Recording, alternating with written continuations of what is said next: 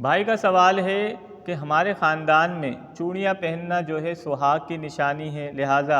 وہ یہ کہتے ہیں کہ شادی شدہ عورت لازمی طور پر جو ہے چوڑیاں پہنے اور جو بیوہ عورت ہے وہ چوڑیاں نہ پہنے۔ تو آیا یہ سوچ کیسی ہے؟ دیکھیں، یہ چوڑیوں کا جو ہے شادی شدہ ہونے سے، بیوہ ہونے سے کوئی تعلق نہیں، اس کا تعلق ہے زینت سے، اور اللہ نے مطلقاً جو ہے عورتوں کو زینت کی اجازت دی ہے، لہٰذا کنواری عورتیں بھی چوڑیاں پہن سکتی ہے، شادی شدہ بھی پہن سکتی ہے، اور اگر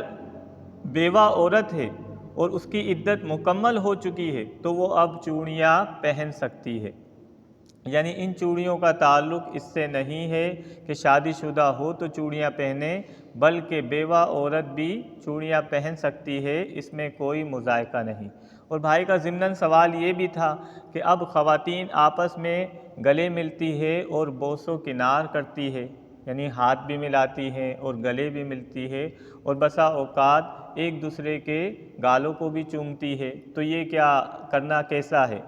دیکھیں، خواتین کا آپس میں ایک دوسرے سے ملنا اور اس طرح ملنا کہ سامنے والے کو خوشی پیدا ہو، کیونکہ اللہ کے رسول نے فرمایا کہ مسلمان سے اچھی طرح ملنا صدقہ ہے، لہذا اس میں کوئی مذائقہ نہیں کہ اگر خواتین آپس میں معانقہ کرتی ہیں، گلے ملتی ہے، جو ہے بوسہ لے لیتی ہے، تو اس میں کوئی حرج نہیں ہے، شرعاً اس کی اجازت ہے، کیونکہ آپس میں ملنا اور خوش دلی کے ساتھ ملنا اور پرتپاک انداز سے ملنا یہ تو شریعت کو مطلوب ہے، لہٰذا